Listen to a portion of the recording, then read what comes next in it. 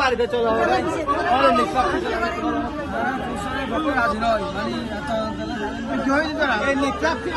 বাচ্চার ভাই ফুটমানি হবে 3 মাসের বাচ্চা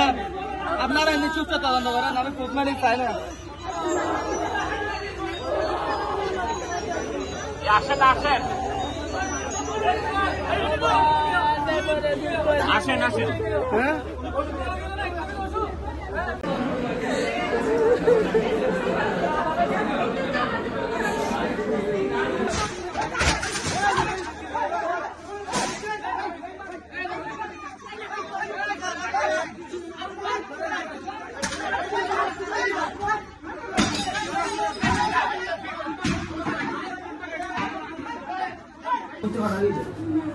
সকালে দেলোয়ার হোসেনকে দেখাইছে 8:40 মিনিটে এরপরে উনি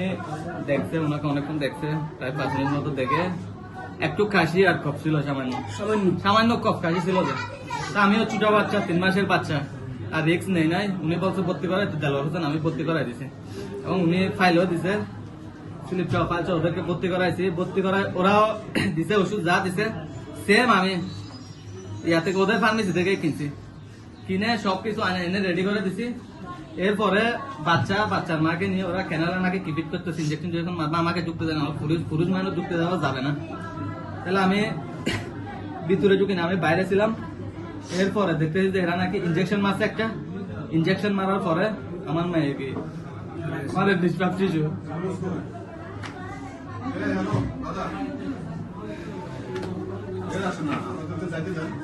আপনারা আমাদের নিষ্পাপ বাচ্চার জন্য তাদের নিষ্পাপ আপনাদের ফুল আমার মেয়েদেরকে সবসময় মাথার উপর রাখলাম সবসময় আমি আমার মেয়েদেরকে মাথার উপর রাখতে চাচ্ছিলাম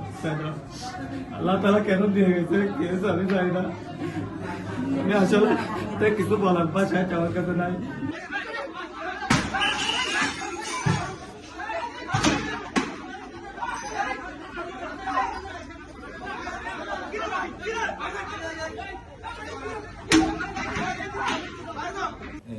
বেবি আফসা বয়স হচ্ছে 3 মাস 20 দিন মতো হয়েছে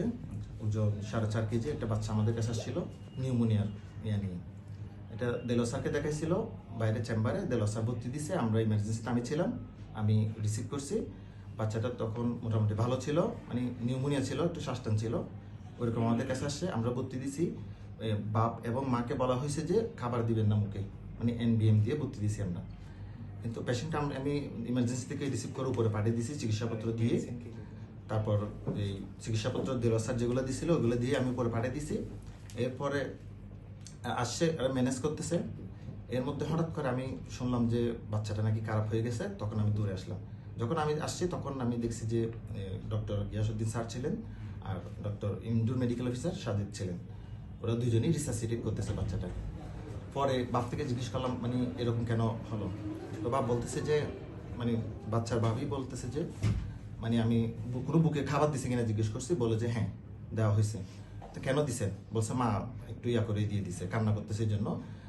আরও নাকি কোন পাশের বেডের কিছু পেশেন্ট পার্টির কথা শুনে খাবার দিয়ে দিছে এই জন্য অ্যাসপিরেশন হয়ে গেছে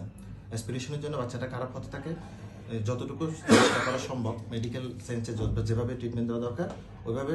রিসার্সিটেট করা হয়েছে একজন কনসালটেন্টের আন্ডারে স্যার ছিল গিয়াসউদ্দিন স্যার ছিল ওই সময় পুরোটা সময় ছিল শেষ পর্যন্ত এতটুকুই এরপর বাচ্চাটা এক্সপায়ার করে তারপর ওনারা এখন অভিযোগ দিচ্ছে যে ভুল ইনজেকশনের বা এরকম ওইরকম তো আমরা কিছু দিই নাই এমনি আমরা কি দিছি রিসার্সিটেশনের সময় আগে সবগুলো ডকুমেন্ট আছে